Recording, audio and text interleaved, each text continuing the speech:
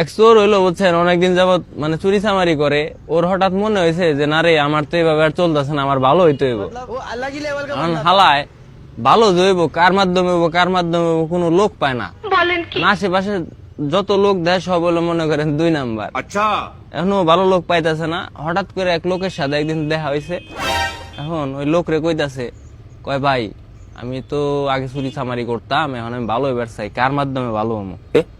এখন ওই লোক কইতাছে, কয় তুমি এক কাজ করতে পারো, তুমি যে মসজিদের ইমাম সাহেব আছে না, ইমাম সাহেবের কাছে যাও। উনি একজন ভালো লোক, নামাজ কালাম আদায় করে, 5 ওয়াক্ত রোজা টোজা করে, তুমি ওনার মাধ্যমে ভালো হইতে পারো, ওনার কাছে যাই দেখো কি কয়। ঠিক বলেছো। এখন চোর গেছে ইমাম সাহেবের কাছে বুঝছেন। যাওয়ার পরে চোর কইতাছে, কয় ইমাম সাহেব আমি তো এরকম ভালো হইতে চাই, আমি কি কি করতে পারি। এখন ইমাম সাহেব মানে ভালো হওয়ার জন্য যা যা করা দরকার ওরে সেই বুদ্ধি দিচ্ছে। আচ্ছা, এখন এই কথা হই না চোরের খুব ভাল লাগছে, ঠিক আছে। ভাল লাগার এক পর্যায়ে মানে চোর ভালো হয়ে গেছে। এখন ইমাম সাহেব যে মনে করেন ওই যে জুব্বা টুব্বা পরে, তারপরে মাথায় পাগড়ি পুগড়ি পরে, এই জিনিসটা ওর খুব নজর কাটছে বুঝছেন চোরের। এখন এই চোর হইলো একটা জুব্বা বানাইছে, একটা পাগড়ি কিনছে।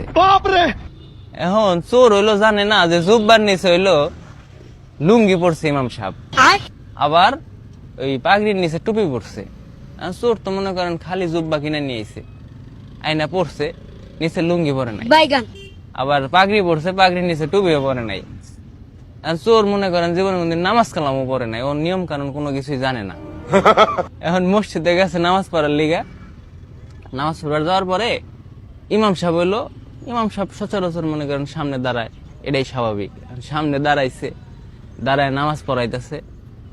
হ্যাঁ, তার পিছনে হলো চোর খাড়াইছে। চোরের পিছনে আবার এলাকার যত পুংটা পোলাপান আছে না, যেগুলো মসজিদে যায়, ছোট ছোট পুংটা, হেডি খাড়াইছে। এখন ইমাম সাহেব মানে যখন সেজদা দিছে, তখন হলো চোরও সেজদা দিছে। আর চোরের তো জুব্বার নিচে মনে করেন কোনো কিছু নাই, লুঙ্গি মুঙ্গি নাই। এখন চোর সেজদা দেওয়ার পরে ওই চোরের ডিম 2টা হইলো মনে করেন বাইরে গেছে। ওই পিছে যে পুংটা পোলাবান আসলে পুংটা পোলাবান ঠাস করে আপনি খপ করে ডিম 2টা মনে করেন যে চাপ দিয়ে ধরে রাখছে।